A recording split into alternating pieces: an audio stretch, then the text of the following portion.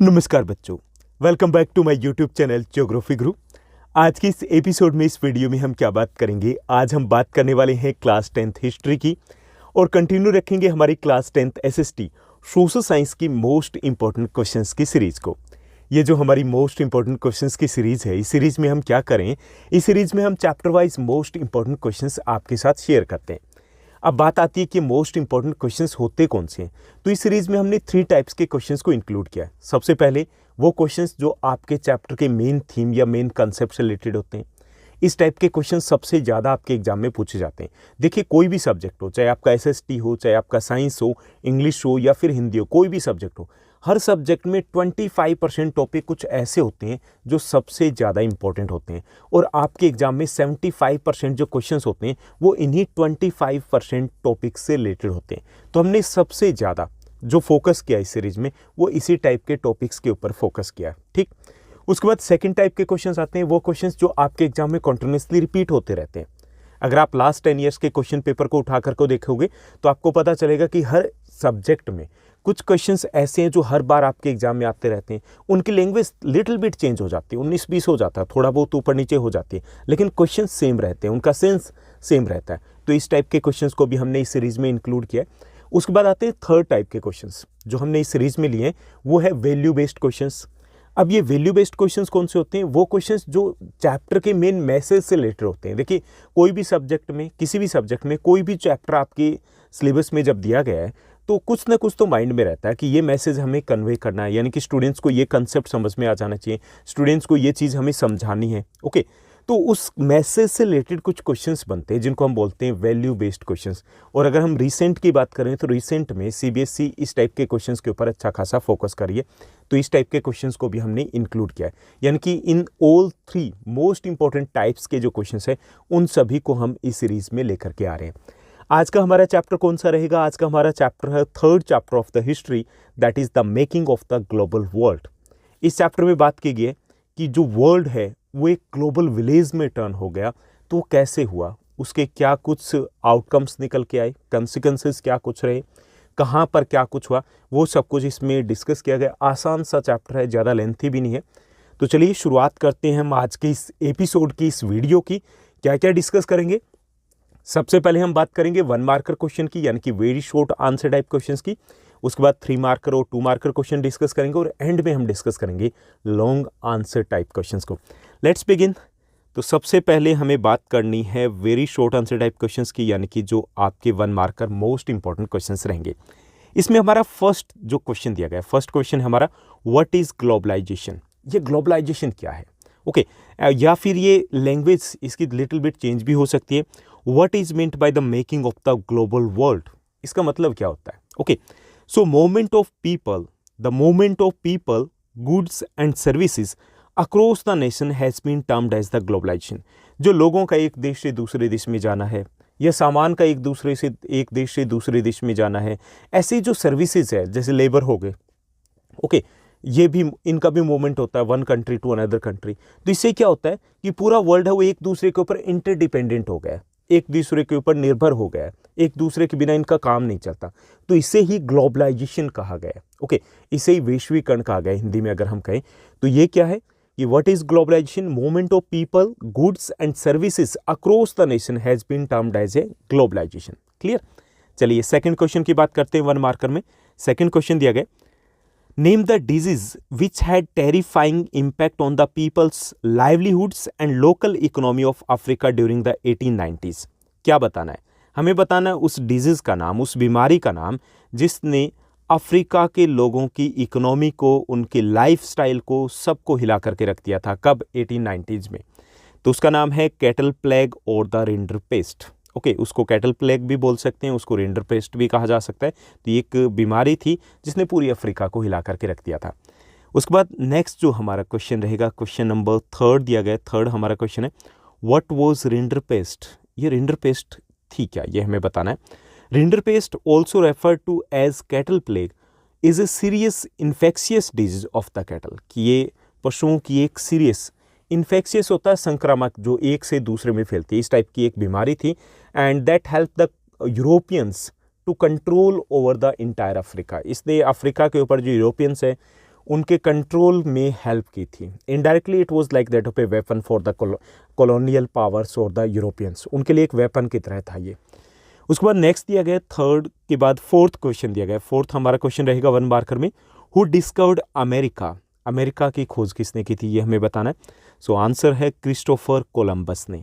Now let's move to the next one. Fifth हमें question दिया गया, फिफ्थ जो मोस्ट इंपॉर्टेंट क्वेश्चन में रहेगा, name some of the important food items which travelled from far away places to India. हमें कुछ food items के नाम बताने हैं जो बाहर के देशों से, कहीं और से इंडिया में आए हैं। तो उनमें है पोटैटोज, सोया, ग्राउंडनट्स, मेज़ एंड टोमेटोज़। ये हमारे देश में नहीं थे, यानी कि अगर हम बात करें 500 ईयर्स बैक की, तो उस वक्त किसी को नहीं पता था कि ये भी खाने की चीज़ें होती है।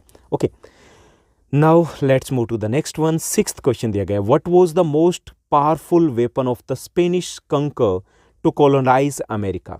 हमें बताना है कि जो स्पेनिश है उन्होंने most of the America, South America की बात करें तो उसके ऊपर कब्जा जमा लिया था। तो उनके लिए सबसे पावरफुल वेपन, सबसे बड़ा हथियार कौन सा था। So the germs such as those of smallpox. यहाँ पे सबसे बड़ा जो वेपन स्पेनिश के पास था तो वो था जर्म्स, कीटाणु, रोगाणु। ओके, जैसे कि स्मॉल पॉक्स हो गया। तो इस प्रकार के जो जर्म्स थे उन्होंने बड़ी हेल्प की थी और ये एक वेपन की तरह यूज़ किया गया था स्पेनिश, और उसके बाद अदर यूरोपियन पावर्स है उन्होंने भी इसी तरीके से इनको यूज़ किया था।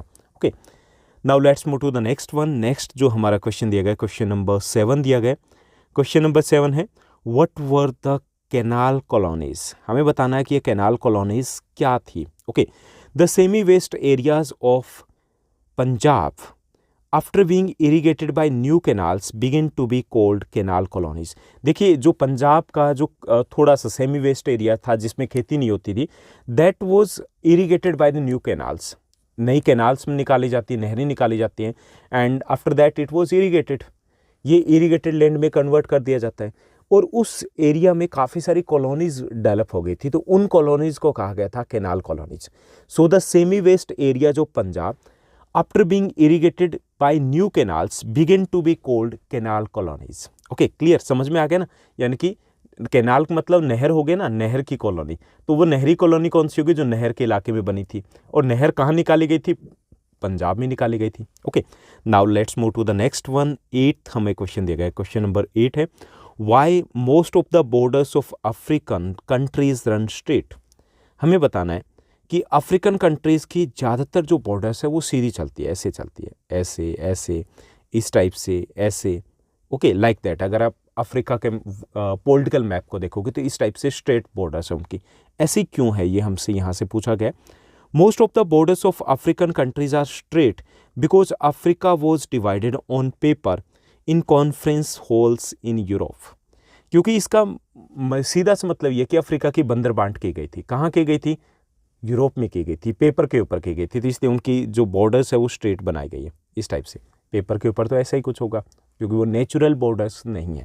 ओके, तो अगेन देखिए आंसर, क्वेश्चन को देखिए, why most of the borders of African countries run straight, वो सीधी क्यों होती है।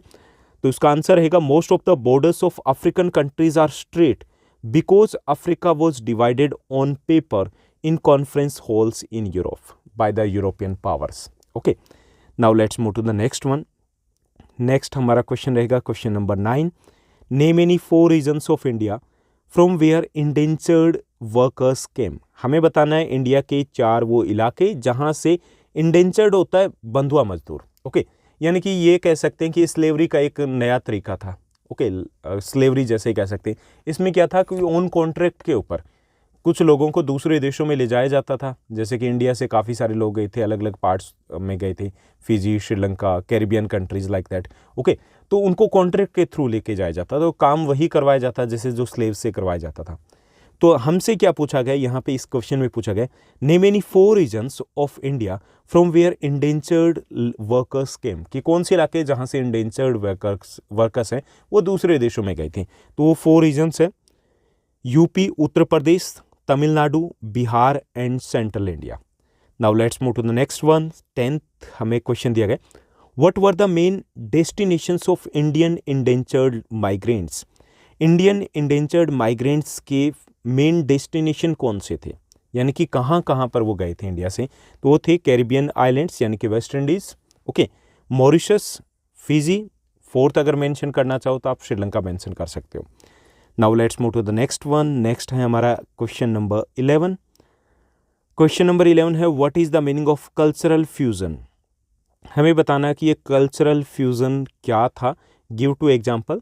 Cultural fusion is a process under which two or more than two cultures intermingle or produce a new culture। यानी कि cultural fusion क्या था? It is like that of a mixture of the cultures. कि cultural fusion is a process under which two और more than two cultures mix up, कि दो या दो से ज़्यादा कल्चर वो मिल जाती है। मिल जाती है तो क्या होगा? एक नई कल्चर डेवलप होगी ना, दोनों के ही टेस्ट आएंगे उस कल्चर में, दोनों के ही रंग दिखेंगे हमें उस कल्चर में, तो उसे कल्चरल फ्यूजन कहा गया था। सो cultural fusion is a process under which two or more than two cultures intermingle or mixed up or produces a new culture।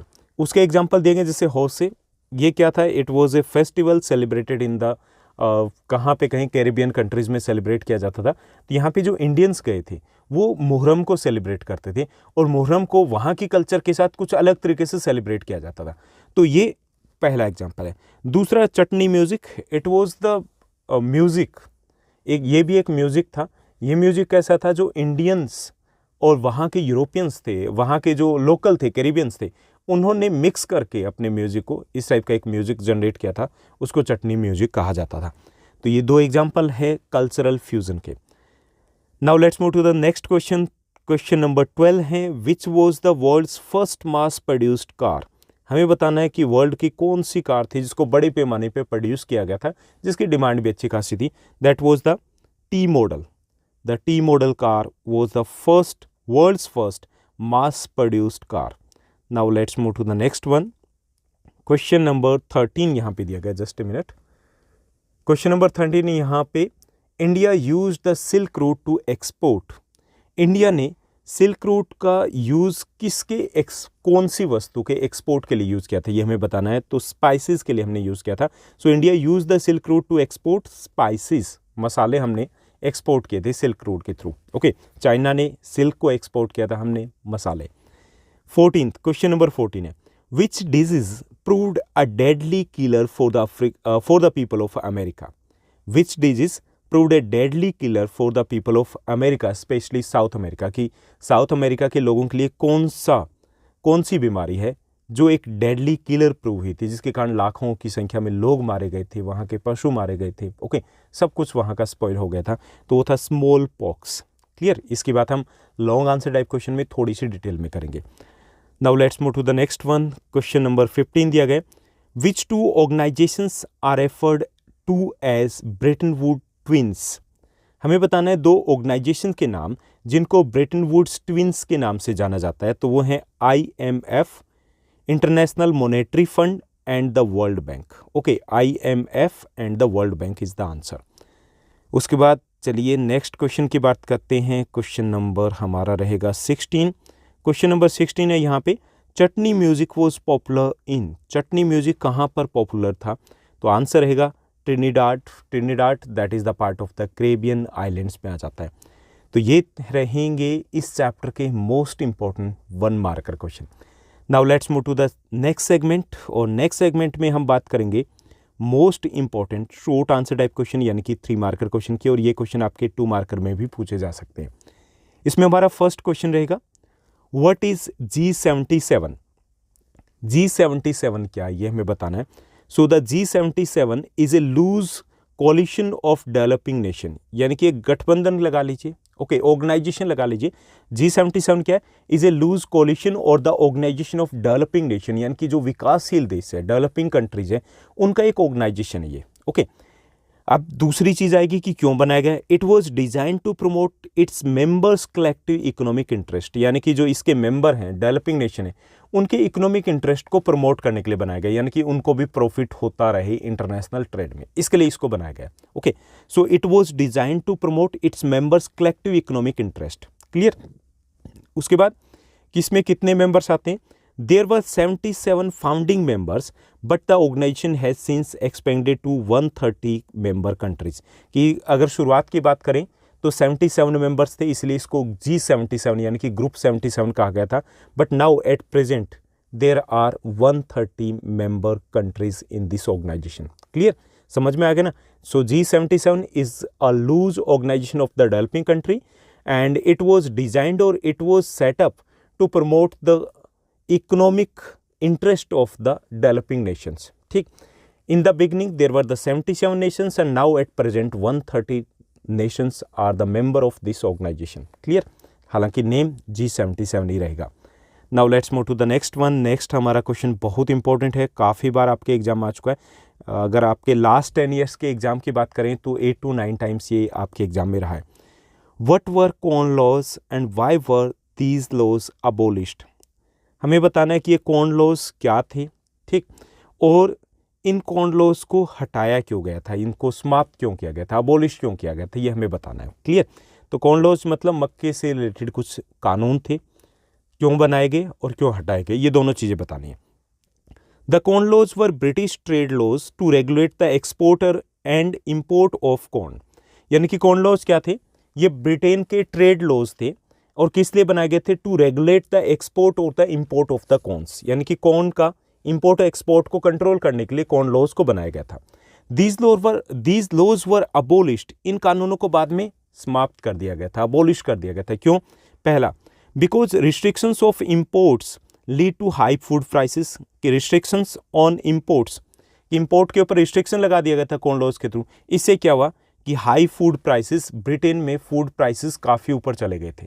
Clear, these laws restricted the free trade. Second कारण ये था कि ये जो laws थे उन्होंने free trade को restrict कर दिया था, क्योंकि जब इन्होंने शुरुआत की तो कुछ और देशों ने भी इस टाइप के रिस्ट्रिक्शंस लगा दिए थे। Third, landlords, industrialists and urban dwellers were against these laws. तीसरा कारण ये था कि वहाँ के जो लैंडलॉर्ड्स थे, इंडस्ट्रियलिस्ट थे, अर्बन डवेलर्स थे, वो इन कानूनों के खिलाफ थे। So the government, British government abolished these laws later on, बाद में इनको खत्म कर दिया गया था। ओके, तो बहुत इंपॉर्टेंट क्वेश्चन है। तो कॉर्न लॉज क्या थे? The corn laws were British trade laws to regulate और to control the export and import of the corn. Corn के इंपोर्ट और एक्सपोर्ट को कंट्रोल करने के लिए इस टाइप के लॉज लेकर के आए गए थे और उसके बाद में इनको क्या किया गया, अबोलिश कर दिया गया था। क्यों कर दिया गया था? Because of the high food prices in the Britain, Britain में फूड के प्राइसेस काफ़ी ऊपर चले गए थे। Second, these laws restricted the trade, free trade को रिस्ट्रिक्ट कर दिया था। सो ये उनकी फ्री ट्रेड पॉलिसी के अगेंस्ट था। एंड थर्ड था, landlords, industrialist and urban dwellers were against these laws, वो इन लॉज के खिलाफ थे। So in the end result क्या निकला? इन लॉज को अबोलिश कर दिया गया था। Now let's move to the next question. 3 marker में हमारा नेक्स्ट क्वेश्चन रहेगा, थर्ड क्वेश्चन है, what were the main reason for the attraction of Europeans to Africa. हमें क्या बताना है? हमें बताना है कि जो यूरोपियंस थे वो अफ्रीका गए थे, तो मेन रीज़न ऑफ अट्रैक्शन क्या था, कि वहाँ उस तरफ क्यों बढ़े थे? ज़्यादातर यूरोपियन पावर से अफ्रीका की तरफ चले थे, वहाँ पे कब्जा किया था, उनको अपनी कॉलोनी बनाया था, तो ऐसा क्या था वहाँ पर, ये हमें बताना है। Okay, first, Europeans were attracted to Africa in search of valuable minerals like gold, coal और सिल्वर एटसेट्रा। पहले ये था, यूरोपियंस थे वो अट्रैक्ट क्यों हुए थे? Europeans were attracted to Africa in search of the valuable minerals such as gold, coal, silver etcetera, यानी कि सोने की, कोयले की या चांदी की तलाश में वहाँ निकल गए थे। Second, they were attracted to Africa due to its vast resources of land. दूसरे ये था कि वहाँ पे वास्ट लैंड रिसोर्स था, बड़ी ज़मीन थी। ओके, तो वहाँ पर वो एग्रीकल्चर वगैरह को प्रमोट कर सकते थे, तो इसलिए वो गए। Third, they went to Africa hoping to establish plantation and mines. तीसरा ये था, they wanted to establish their plantation farming, plantation, वो अपने बागान वहाँ पे सेटअप करना चाहते थे, and to do the mining there, और वहाँ पे वो माइनिंग करना चाहते थे, इसलिए वो गए थे। यानी कि तीनों हो गए, first in search of valuable minerals, second due to vast resources of the land, third to establish the plantation and the mines, and fourth आप कह सकते हो in search of the valuable timber. Timber भी एक important resource हुआ करता था उस टाइम में। क्लियर, चलिए नेक्स्ट क्वेश्चन की बात करते हैं। अगला जो हमारा क्वेश्चन दिया गया, क्वेश्चन नंबर 4 है। क्वेश्चन नंबर 4 दिया गया, name the 3 types of the movements और flows within the international economic exchange. International economic exchange में 3 टाइप की मूवमेंट या फ्लो की बात की गई है। तो 3 टाइप्स का फ्लो या मूवमेंट कौन सा हुआ था जिसके कारण पूरा वर्ल्ड है वो ग्लोबल वर्ल्ड बन गया था? तो 3 टाइप की चीज़ों का आदान प्रदान हुआ था, लेना देना हुआ था। पहला, flow of the trade, after the 1500 the trade increased between the various nations के बीच में व्यापार था वो बढ़ गया था। Second, the flow of the labour का फ्लो भी बढ़ा था। Earlier people didn't use to move from one nation to another nation, एक देश से दूसरे देश में नहीं जाते थे। लेकिन 1500 के बाद जैसे ट्रांसपोर्ट सिस्टम वो इम्प्रूव हुआ तो लोग भी एक दूसरे से दूसरे देश में जाने लग गए थे।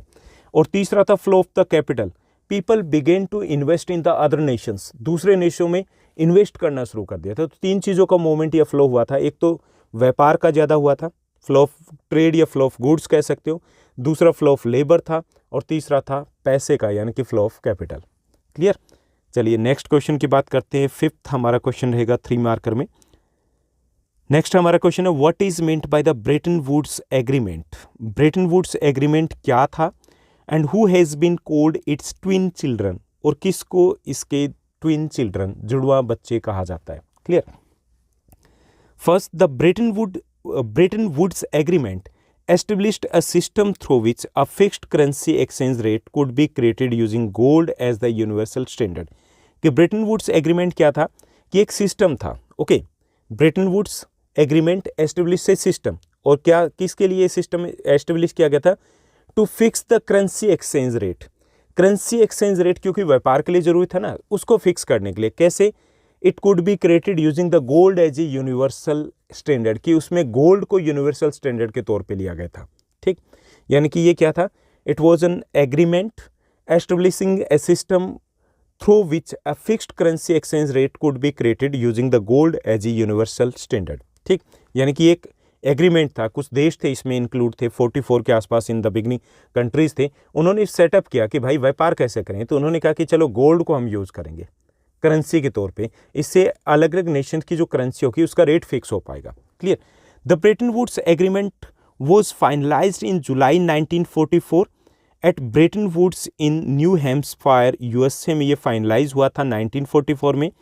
इट एस्टेब्लिश्ड द 2 ऑर्गेनाइजेशन, इसने 2 ऑर्गेनाइजेशन को एस्टेब्लिश किया था।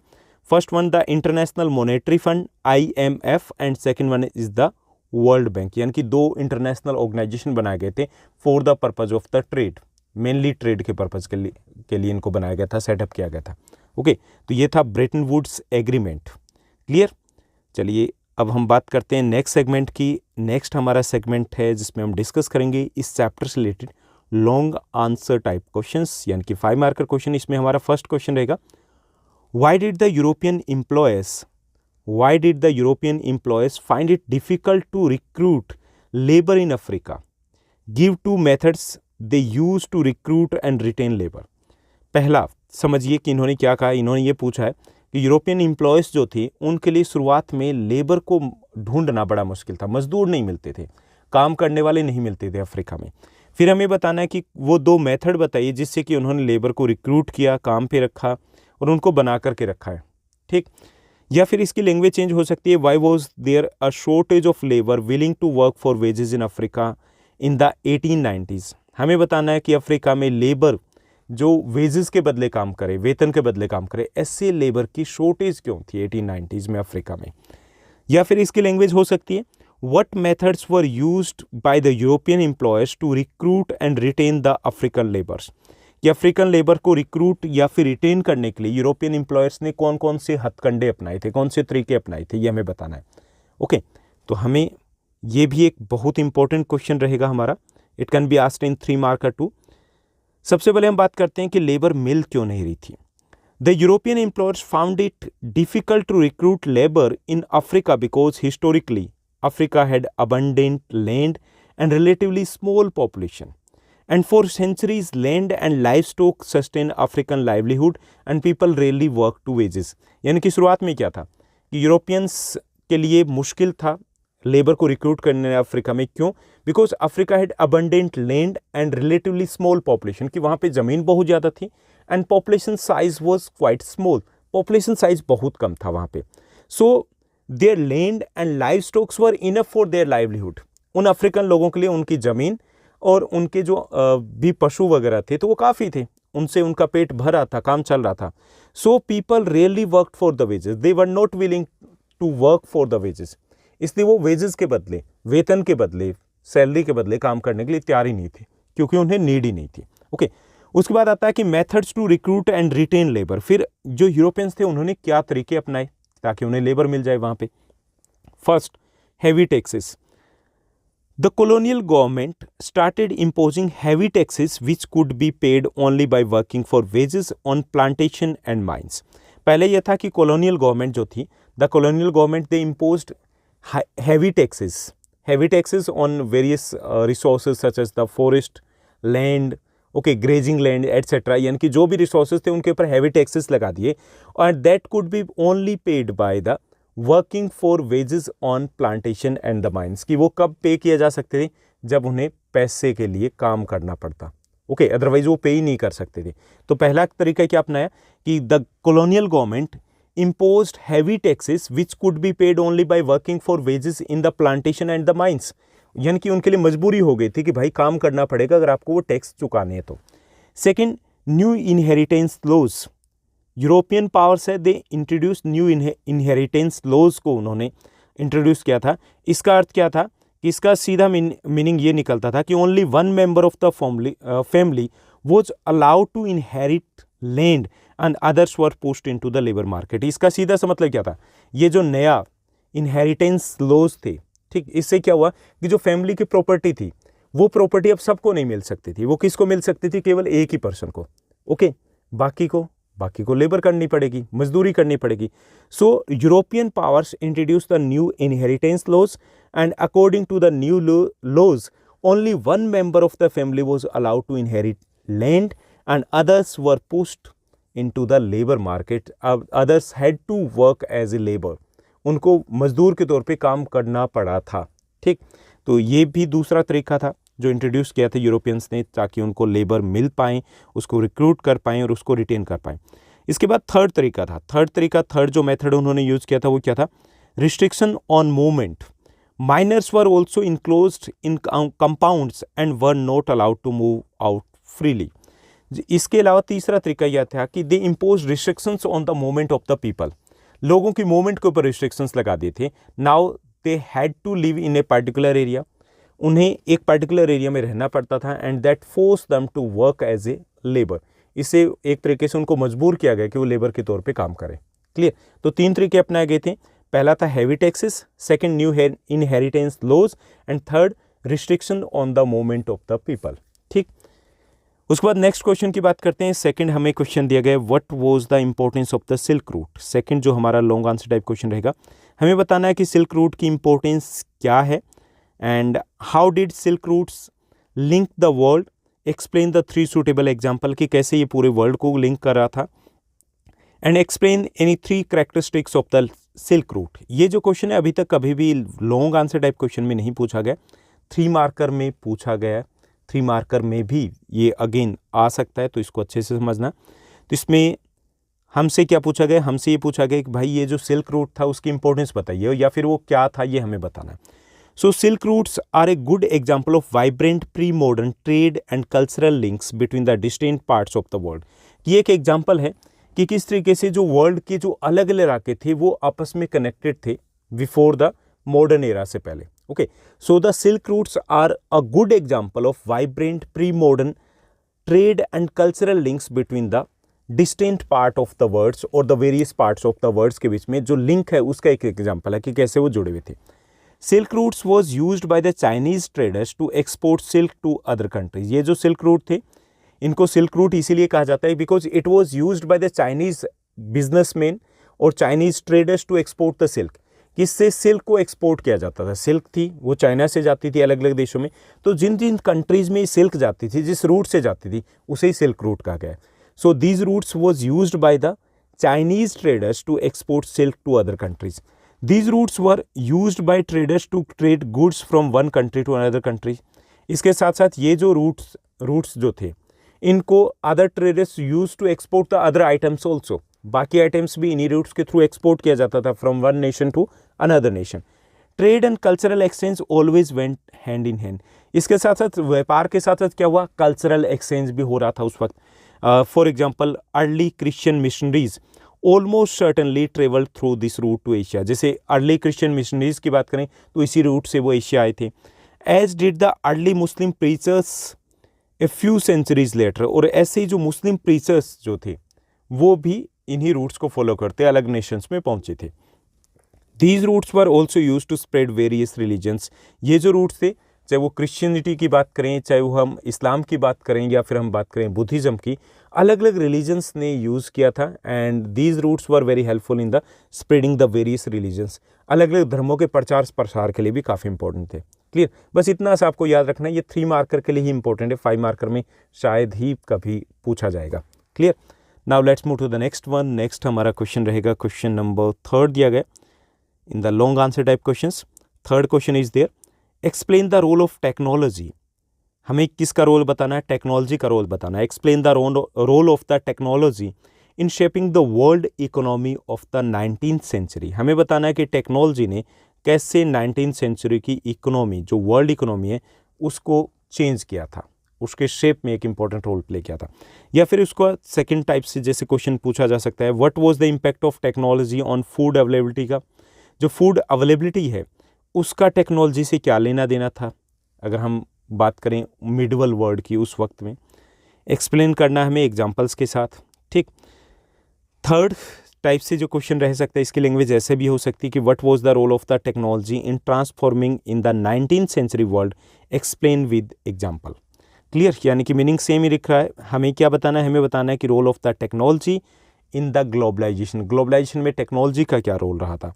तो सबसे पहले हम बात करेंगे कि important inventions such as railways and steam ships boosted the economic growth in the 19th centuries. 19th century की बात करें तो उसमें कुछ इंपॉर्टेंट इन्वेंशंस हुए थे, such as the railways and the steam ships that connected the various parts of the world, that connected the various parts of the country.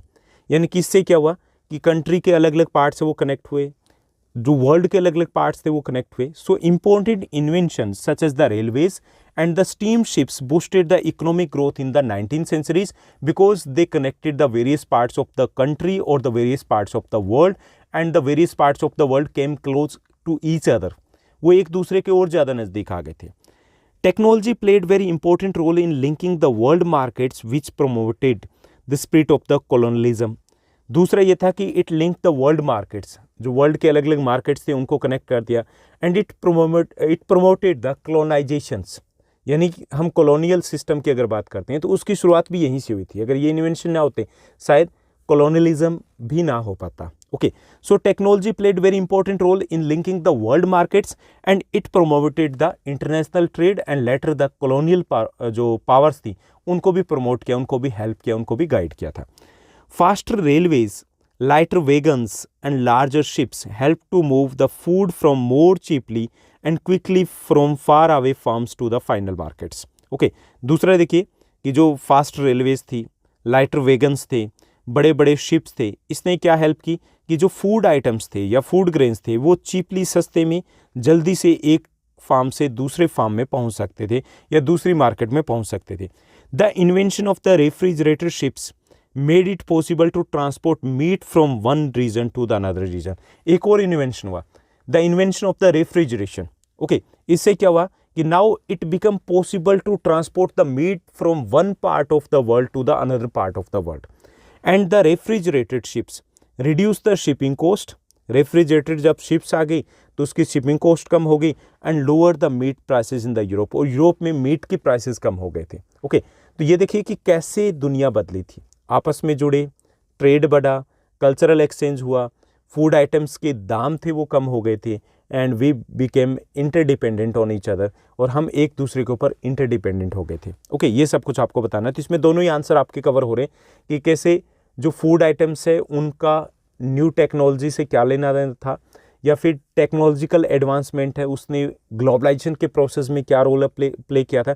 यानी कि जहाँ पर भी टेक्नोलॉजी की बात करें तो आपका आंसर ये सेम रहेगा। क्लियर, तो ये था कि टेक्नोलॉजी का क्या रोल था ग्लोबलाइजेशन में। Now let's move to the next one. Next हमारा क्वेश्चन रहेगा, नेक्स्ट क्वेश्चन है हमारा, what do you know about the great depression. What do you know about the great depression के बारे में आप क्या जानते हैं। Explain the major factors responsible for the great depression. जैसे हिंदी में इसको बोलते हैं आर्थिक महामंदी। ठीक, ये जो इकोनॉमिक डिप्रेशन था दैट बिगिन फ्रॉम 1929 से एग्जैक्टली स्टार्ट हुआ था and lasted at the end of the 1933 तक ये रहा था। ठीक, पूरे वर्ल्ड इसके चपेट में आ गया था। तो ये क्या था और क्यों हुआ था, दोनों चीज़ें हमें बतानी है। So this was a period during the most parts of the world experienced dramatic decline in production, employment, income and trade. ये एक ऐसा पीरियड था जिसमें कुछ चीज़ों में कमी आई थी। किसमें? देर वॉज ए ड्रामेटिक और rapid decline in the production, कम हो गया था। There was the wide spread unemployment all over the world, बेरोजगारी बहुत ज़्यादा बढ़ गई थी। There was the decline in income, income कम हो गई थी। And there was a decline of trade too, trade भी कम हो गया था। And the state of economic depression set in the United states of America in 1929 and engulf the entire world. की इसकी शुरुआत अमेरिका से होती है 1929 में, and later it spread all over the world, फिर पूरे विश्व में फैल जाता है। तो उसे ग्रेट इकोनॉमिक डिप्रेशन कहा जाता है। ठीक, विश्व आर्थिक महामंदी इसको कहा जाता है, क्योंकि ये एक वर्ल्ड लेवल का कह सकते हैं इंसिडेंट था, वर्ल्ड लेवल की ये डिप्रेशन था, इसलिए वैश्विक महामंदी थी। क्लियर? अब हम बात करते हैं कि इसके कारण क्या थे, causes of the economic depression. Economic depression के क्या क्या कारण थे, क्यों इसकी शुरुआत हुई थी?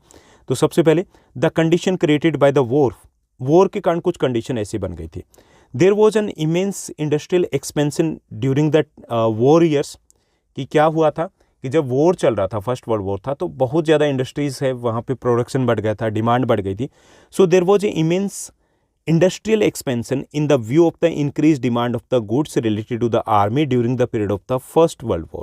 There was huge demand of the industrial products during the war years. यानी कि जब युद्ध चल रहा था तो इंडस्ट्रियल प्रोडक्ट्स की बहुत ज़्यादा डिमांड बढ़ गई थी।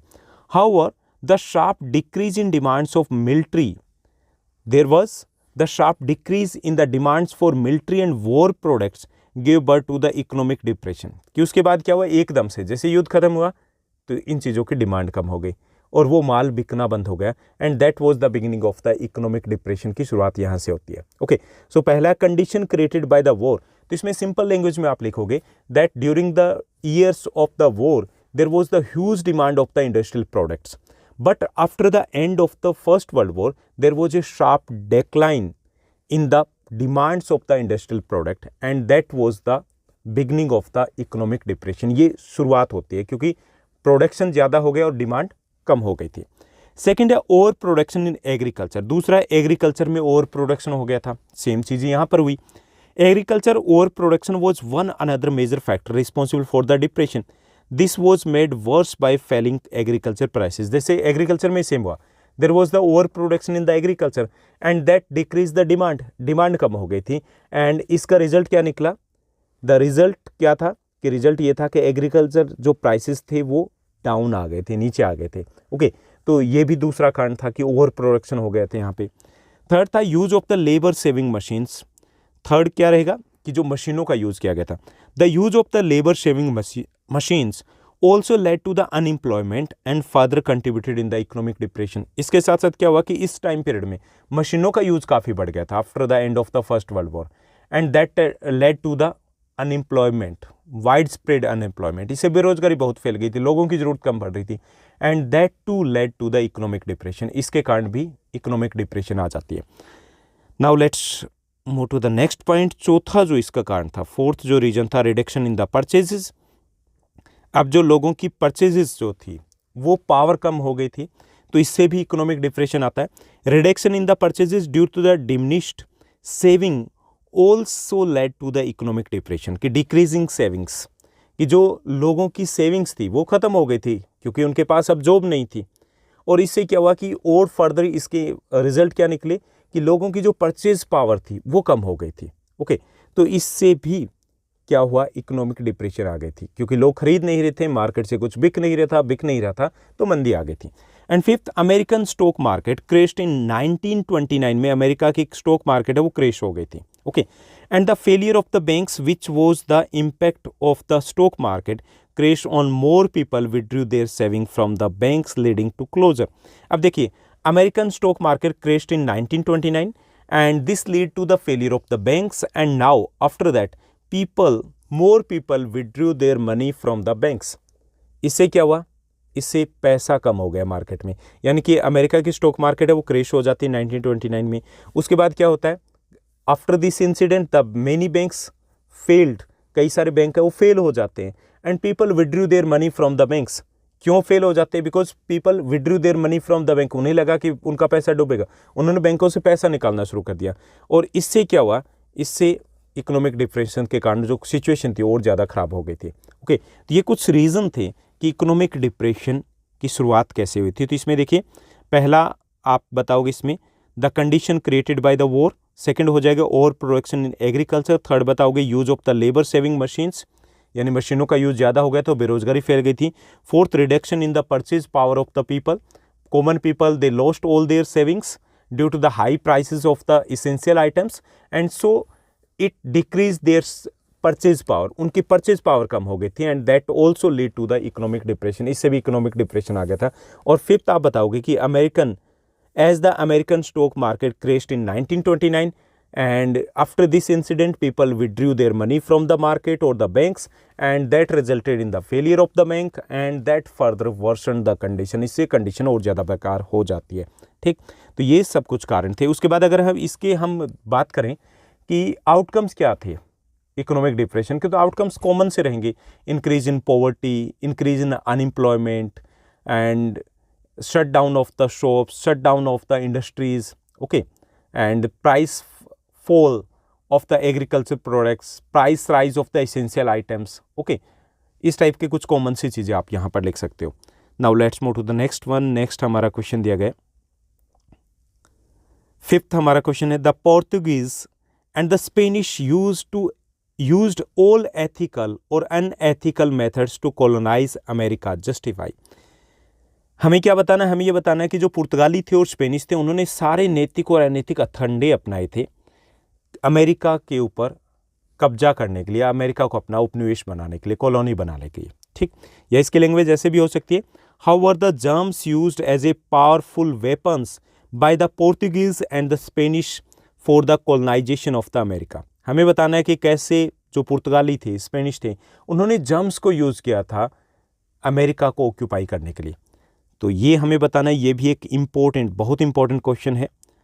तो यहाँ पे सबसे पहले हम बात करेंगे the Portuguese and the Spanish had a strong fire power and army. दोनों के पास स्ट्रॉन्ग फायर पावर और आर्मी थी, but along with these they also use germs and the viruses for concurring the parts of the America. लेकिन इनके साथ साथ उन्होंने germs और वायरसेस को भी यूज़ किया था अमेरिका पे कब्जा करने के लिए। As America was isolated, America क्या था? आइसोलेटेड कंटिनेंट था।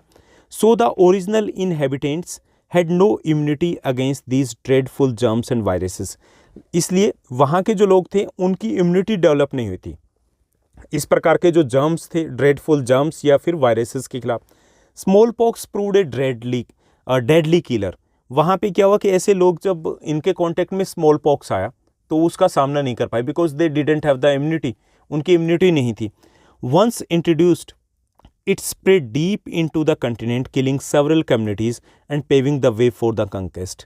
इसमें देखिए कि once it was introduced to America, जैसे इसको अमेरिका में इंट्रोड्यूस किया गया, it spread deep into the continent, killing several communities है वो साफ हो जाती है, and in this way it helped indirectly to the colonial powers की हेल्प करते हैं।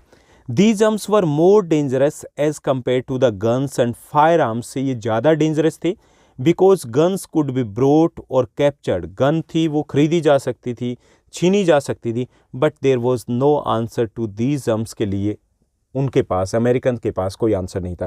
तो इस तरीके से उन्होंने क्या यूज़ किया? दे यूज जर्म्स और the viruses and specially smallpox को उन्होंने यूज़ किया था टू कंकर और टू ऑक्यूपाई और to control over the American continent. Now let's move to the next one. Next हमारा क्वेश्चन दिया गया लॉन्ग आंसर टाइप क्वेश्चंस में। Next one is the sixth and the last question of this chapter. What was the impact of the spread of rinderpest or the cattle plague on the African people? हमें बताना है कि African जो लोग थे उनके ऊपर रिंडरपेस्ट या कैटल प्लेग फैलने का क्या असर हुआ। How did rinderpest change the economy of the African society? या फिर उनकी सोसाइटी कैसे बदली थी, जो इकोनॉमी थी अफ्रीकन सोसाइटी की वो कैसे चेंज हुई थी रिंडरपेस्ट के कारण। या फिर इसकी लैंग्वेज हो सकती है explain the social impact of the introduction of the rinderpest in Africa, या फिर describe briefly the effects of the rinderpest in Africa in 1890s। Okay, यानी कि हमें कुल मिला के ये बताना कि भाई रिंडरपेस्ट का अफ्रीका के लोगों के ऊपर, वहाँ की इकोनॉमी के ऊपर क्या असर पड़ा था। ओके, और ये क्या था, ये सब कुछ हमें यहाँ पर एक्सप्लेन करना है। तो चलिए देखते हैं इस क्वेश्चन को। सबसे पहले हम बात करेंगे the arrival of the rinderpest. Rinderpest कहाँ से आया था? Rinderpest arrived in Africa in the late 1880s में आया था। Within 2 years it spread into the whole continent reaching Cape Town Africa southernmost tip within the 5 years। कि rinderpest कब आया था? The rinderpest arrived in Africa in the late 1880s में आया था। ओके 1880s के late में, यानी कि 1890 के आसपास, 89 के आसपास पहुंचा होगा। And within the 2 years it spread the whole continent. 2 साल में पूरे कंटिनेंट में फैल जाता है। And it reach to Cape Town, that was the southern most top या tip of the Africa. Africa का सबसे नीचे वाला पार्ट आ जाता है, ठीक। वहां पे पहुंच गया था 5 सालों में, ठीक, यानी कि बहुत तेजी से फैला था। लॉस ऑफ कैटल, अब उसके आउटकम्स क्या निकले? The germs of the disease were carried by the infected cattle imported from British Asia to feed the Italian soldiers invading Eritrea in eastern Africa and the rinderpest killed about 90% of the cattle. ये germs कहाँ से पहुंचा था? The germs of the disease were carried by infected cattle imported from British Asia to feed the Italian soldiers who were fighting the eastern Africa में जो Italian soldiers थे उनको supply की गई थी कुछ इन्फेक्टेड इस प्रकार की कैटल्स। ओके, वहां से ये फैला था। And the rinderpest kill near about 90% of the cattle, और इसके कारण नियर अबाउट 90% जो कैटल थी अफ्रीका के लोगों की वो खत्म हो गई थी इस कैटल प्ले के कारण। Loss of the livelihood, as cattle was the main wealth of the people so the loss of the cattle destroyed the African livelihoods. क्योंकि वहाँ के जो लोग थे वो अपने कैटल्स के ऊपर डिपेंड करते थे। Okay, so the loss of the cattle was the loss of the African livelihood too. ये लोगों का जीवन यापन का उनका सहारा भी चला गया था। African into the labour market, अब उसके असर क्या निकले? असर ये निकले कि because they lost their livelihood so they were forced into the labour market. So उसके बाद क्या हुआ कि planters, mine owners and colonial government now successfully monopolized that scarce cattle resource remain and to strengthen their power and to force the African into the labour market. कि now उसके बाद क्या हुआ कि only 10% cattle remained in the South Africa and that too controlled by the colonial powers ने उनको control कर लिया था। So these people African they didn't have anything to survive, उनके पास कुछ भी नहीं था। They lost their land, they lost their cattle and now they were forced to work as a labor into the mines and the plantation में उनको काम करना पड़ा था। सबड्यू ऑफ द अफ्रीका, उसके बाद क्या हुआ कि control over scarce resource of cattle enabled the European colonizer to conquer and subdue Africa, और इसके साथ उन्होंने अफ्रीका के ऊपर कब्जा जमा लिया था। Because they forced the people to work under them, उन्होंने लोगों को फोर्स किया था कि वो उनके अंडर में काम करें। And it become quite easy for the colonial power to control the rest of the Africa. Okay, तो इस तरीके से आप इसमें पूरी कहानी आ जाएगी कि किस तरीके से उन्होंने फोर्स किया गया था और रिंडरपेस्ट है उसके क्या आउटकम्स निकले थे, उसके क्या कॉन्सिक्वेंसेस निकले थे। सबसे पहले बताओगे कि रिंडरपेस्ट कहाँ से आया था, उसके बाद बताओगे कि रिंडरपेस्ट है इससे किस तरीके से 90% कैटल का लॉस हुआ, उसके बाद कि लॉस ऑफ लाइवलीहुड कैसे था, उसके बाद कि लेबर मार्केट का जो लोग आए थे अफ्रीका के उनका इनसे क्या लिंक था, और किस तरीके से उन्होंने इंटायर अफ्रीका के ऊपर कब्जा किया था। तो ये था हमारा चैप्टर और इस चैप्टर से related most important questions. I hope सब कुछ आपको अच्छे से समझ में आया होगा। अगर आपको ये वीडियो अच्छी लगी तो इस वीडियो को लाइक और शेयर जरूर कीजिएगा। आपकी 70 to 80% जो चैप्टर्स है उनके मोस्ट इंपॉर्टेंट क्वेश्चंस हिंदी और इंग्लिश मीडियम में हम पब्लिश कर चुके हैं। अगर आपने उन वीडियोज़ को नहीं देखा तो आपको प्लेलिस्ट में जाना है, class 10th SST most important questions, या फिर क्लास 10th SST का जीनियस बैच दिया गया, वहाँ पर आप सभी वीडियोज़ को सर्च कर सकते हो। आज के लिए बस इतना ही। Thank you, bye bye, have a nice day.